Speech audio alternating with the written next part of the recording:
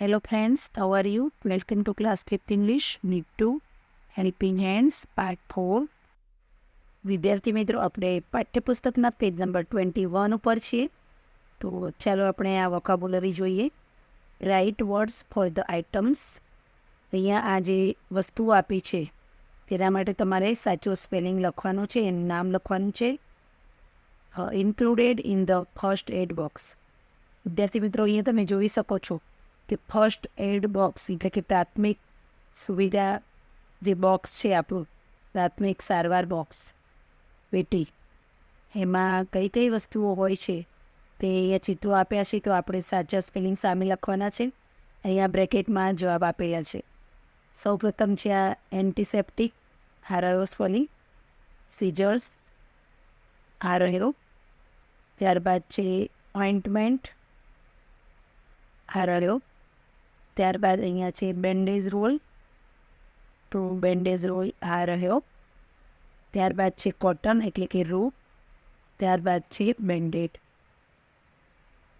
અહીંયા વિદ્યાર્થી મિત્રો તમે જોઈ શકો છો કે ફર્સ્ટ એડ બોક્સમાં જે વસ્તુઓ છે પ્રાથમિક સારવાર પેટીની અંદર, તો આ બધી વસ્તુઓ અહીંયા આપેલી છે.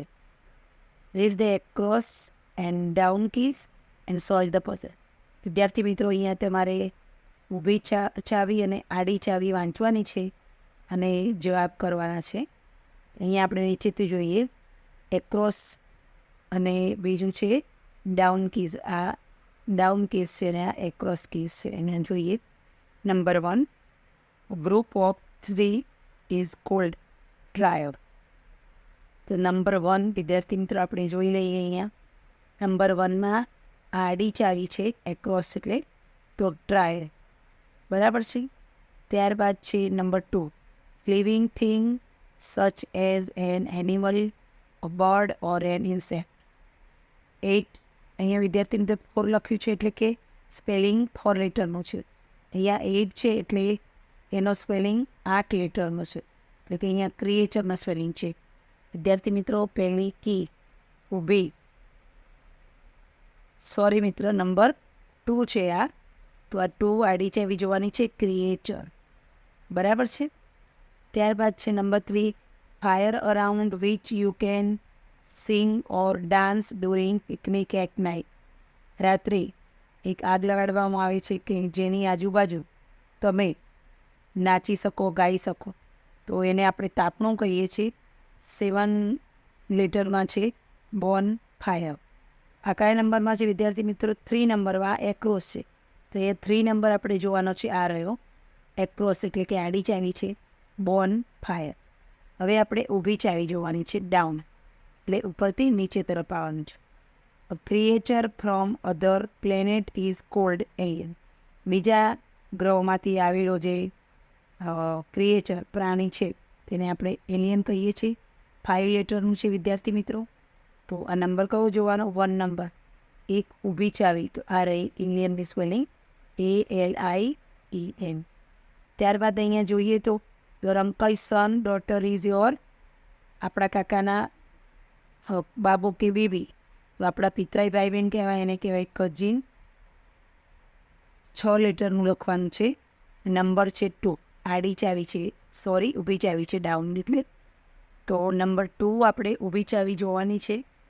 આ રહ્યું COUSIN, બરાબર છે. ત્યારબાદ નંબર 3માં we have to pay a bill when we buy something. આપણે કંઈ ખરીદી કરીએ ત્યારે આપણે બિલ ચૂકવવું પડે છે. 4 લેટર એટલે બિલ. અહીંયા 3 નંબર ઊભી ચાવી તમે જોઈ શકો છો, BILL. આ રીતે તમારે ક્રોસવર્ડ રમી શકાય છે. વિદ્યાર્થી મિત્રો, ન્યૂઝપેપરની અંદર પણ સંદેશ હોય કે ગુજરાત સમાચાર, એ સિવાય ઘણા બધા ન્યૂઝપેપર છે કે જેમાં સુડોકુ અને આ રીતે વિજય કુટક, આડી ચાવી ઊભી ચાવી આપવામાં આવી છે. ઇંગ્લિશમાં પણ આવે છે, ગુજરાતીમાં પણ આવે છે. તો એને વિદ્યાર્થી મિત્રો આપણે વધુમાં વધુ જો સોલ્વ કરીએ પ્રોબ્લેમ, તો આપણનો શબ્દનો મહાવરો થશે, શબ્દ ભંડોળ વધશે. વિદ્યાર્થી મિત્રો, અત્યારે આપણે પેજ નંબર 22 ઉપર છીએ. આ એક્ટિવિટી આપણે કરીએ. Dramatise the story as your teacher says. અહીંયા વિદ્યાર્થી મિત્રો, તમે જે સ્ટોરી હમણાં એલિયનવાળી વાંચી છે, તો એ 3 ભાઈ બહેન છે, પિતરાઈ ભાઈ બહેન, ને કેવી રીતે બહાદુરીનું કામ કરે છે, તો એના કોઈક ડાયલોગ સારા લાગે તે લઈને આપણે બાળકોને આ રીતે બોલાવી શકીએ છીએ. તો વિદ્યાર્થી મિત્રો, તમારે અમુક જે ડાયલોગ છે પાત્રવાળી, દાખલા કે હેતલનું પાત્ર છે, એક વિદ્યાર્થી લેશે, એક વિદ્યાર્થી મયંકના ડાયલોગ બોલશે, એક મિહિરના બોલશે. તો આમ 3 વિદ્યાર્થીઓ વારાફરતી ડાયલોગ બોલશે અને નાટ્ય સ્વરૂપે એ ડાયલોગ તૈયાર કરીને બોલી શકાય. Hetal says Mayank, there is a strange sound. Hetal શું કહે છે મયંકને કે કોઈ સ્ટ્રેન્જ એટલે વિચિત્ર અવાજ આવે છે. Let's go and check. ચાલો આપણે જઈએ અને ચેક કરીએ. Mayank says there is not any sound, એટલે કોઈ પણ પ્રકારનો અવાજ આવતો નથી. Mir says it is a forest, આ તો જંગલ છે. There must be an animal, ત્યાં કોઈ પ્રાણી હોવું જ જોઈએ. Hetal says let me go and check. Let me go and check, કે મને જવા દો અને ચેક કરવા દો. Mayank and Meer says okay દીદી, બરાબર દીદી, લેટ્સ ગો, ચાલો આપણે જઈએ. Veer says oh it's an alien, અરે આ તો એલિયન છે. Mayank and Hetal says don't shout, બૂમો ન પાડો. It is quite small and cute, તે ઘણો નાનો અને સુંદર છે. હવે વિદ્યાર્થી મિત્રો, સ્પીકિંગની અંદર પણ એ જ રીતનું છે. આ ડાયલોગ જે છે આપણે બોલી શકીએ, પણ અહીંયા વિદ્યાર્થી મિત્રો એક સ્ટોરી, નાની જોક્સ આપેલી છે, તેને પણ વાંચી શકાય ડાયલોગ સ્વરૂપે. તો વિદ્યાર્થી મિત્રો, તમારું વાંચન વધે અને ઇંગ્લિશ ધીમે ધીમે વાંચતા આવડે એ માટે આ પેરેગ્રાફના મહાવરા પણ કરવા જરૂરી છે. Doctor says what happen to you Chintu. Chintu, તને શું થઈ ગયું? ચિન્ટુ સેઇઝ નથિંગ, કંઈ નહીં. ડૉક્ટર અંકલ કંઈ નથી થયું. Just my stomach is aching, મારું પેટ દુખે છે. Doctor says oh what did you eat last night, તે ગઈ રાત્રે શું ખાધું હતું? Chintu says only 2 burgers and 1 small pizza, માત્ર 2 બર્ગર અને 1 નાનો પીઝો ખાતો હતો. Doctor says then your stomach ache is natural, તો પછી તારા પેટમાં દુખાય એ નેચરલ વસ્તુ છે. Chintu says what do you do now, હવે વોટ ટુ ડુ નાવ, હવે શું કરવું જોઈએ? Doctor says take these pills and don't eat anything till night, આ દવા લઈ લે, પીલ એટલે ગોળીઓ લઈ લે અને સાંજ સુધી કંઈ ખાતો નહીં. Chintu says okay but can I drink milk, પણ શું હું દૂધ લઈ શકું? Doctor says no milk at all, ના દૂધ તો લેવાનું નથી. You can drink just water, તું પાણી પી શકે છે. Chintu says okay doctor uncle, બરાબર doctor uncle, I will do as you say, એવું જ કરીશ જેવું તમે કહ્યું. Imagine you have got the magic box from an alien. એક કલ્પના કરો કે સમજો કે આ 3 ટ્રાયો હતા કઝિન્સ, એમને જેવી રીતે એલિયને મેજિકલ બોક્સ આપ્યું, તે જો તમને કોઈ બોક્સ આપે એલિયન તરફથી મળે, તો vote do you do with the box, A box સાથે તમે શું કરશો, એટલે કે બોક્સનો શું ઉપયોગ કરશો? સ્પીક અબાઉટ ઇટ, તેના વિશે તમે બોલો. વિદ્યાર્થી મિત્રો, આ કલ્પનાનો વિષય છે. જાતે તમને જો બોક્સ મળે તો તમે શું કરી શકો? બધું જ કરી શકાય આ મેજિકલ બોક્સથી. તો એ મેજિક બોક્સના ઉપયોગથી તમને શું કરવું ગમે એ આપણે જોવાનું છે. If I got magic box from alien, જો મને મેજિક બોક્સ એલિયન તરફથી મળે, જાદુઈ બોક્સ, તો I will fly in the sky, હું આકાશમાં ઉડીશ. I will ready various food like dosa, samosa, kachori etcetera. તો મેજિક બોક્સની મદદથી હું અલગ અલગ પ્રકારના નાસ્તા, જેમ કે ડોસા, સમોસા, કચોરી, એવું બધું રેડી કરીશ, તૈયાર કરીશ. I will do my homework fastly with the help of magic box. આ મેજિક બોક્સની મદદથી હું મારું હોમવર્ક ઝડપથી પૂરું કરી નાખીશ. I will climb on a Himalaya, હું હિમાલય પર્વત ઉપર ચડીશ with the help of the magic box. આ મેજિક બોક્સની મદદથી. તો વિદ્યાર્થી મિત્રો, તમારી કલ્પનામાં જે પણ આવતું હોય તે તમે અહીંયા લખી શકો છો.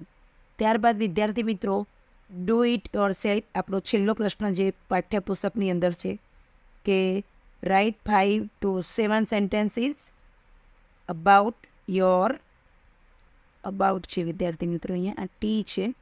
Your schools first aid box, તમારા સ્કૂલનું જે પ્રાથમિક સારવાર બોક્સ છે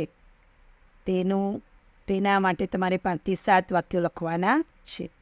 there is a first aid box in our school, અમારી શાળામાં પ્રાથમિક સારવારની એક પેટી છે. It is kept in office, તેને ઓફિસની અંદર રાખવામાં આવે છે. We often use it when we fall down or hurt ourselves in the school, જ્યારે અમે સ્કૂલમાં હોઈએ ને ઘણીવાર પડી જઈએ અથવા તો કોઈ નુકસાન થાય, વાગી બેસે, ત્યારે અમે આ પ્રાથમિક સારવાર પેટીનો ઉપયોગ કરીએ છીએ.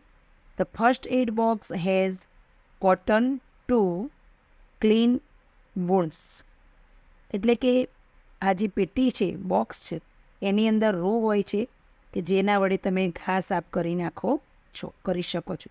દેર is a pair of scissors, તો એમાં એક કાતર પણ હોય છે. There is a bandage roll, ત્યાં પાટાનો રોલ પણ હોય છે.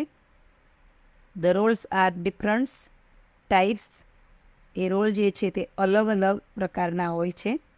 There is an antiseptic solution, તે પેટીની અંદર એન્ટિસેપ્ટિક સોલ્યુશન પણ હોય છે. એન્ડ ઓઇન્ટમેન્ટ ટુ, દવાઓ પણ હોય છે લગાવવા માટે.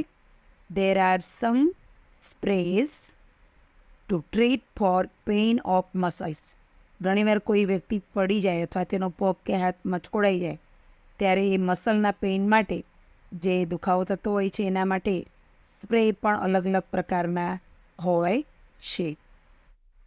વી can use first aid box for minor injuries. વિદ્યાર્થી મિત્રો, આ જે ફર્સ્ટ એડ બોક્સ છે એ નાની જો કોઈ ઘા કે કંઈ વાગ્યું હોય, ઇન્જરી એટલે ઈજાઓ માટે જ આપણે વાપરી શકીએ છીએ. If there is a major injuries, જો કોઈ મોટી ઈજા થઈ હોય, ઓર ડીપ વાઉન્ડ્સ એટલે કે મોટો ઘા થયો હોય, we should go to the doctor quickly, આપણે ઝડપથી ડૉક્ટર પાસે જવું જોઈએ. વિદ્યાર્થી મિત્રો, નોર્મલ કંઈ વાગી ગયું હોય, પડી ગયા હોય, એ થોડુંક લોહી વહેતું હોય અથવા કંઈ હાથ પગ મચકોડાઈ ગયો હોય તો એના પૂરતી જ દવા એની અંદર હોય છે. પ્રાથમિક સારવારની પેટી છે એટલા માટે જો વધારે ઘા વાગ્યો હોય તો ડૉક્ટરની સલાહ લેવી જરૂરી છે. એ તરત જ ડૉક્ટર પાસે જવું જોઈએ. વિદ્યાર્થી મિત્રો, અહીંયા આપણો આ યુનિટ 2 હેલ્પિંગ હેન્ડ્સ પૂર્ણ થાય છે. ફરીથી આપણે સ્વાધ્યાય પોથીના નવા વિડીયો સાથે મળીશું. ત્યાં સુધી રજા લઈએ વિદ્યાર્થી મિત્રો. Good bye friends.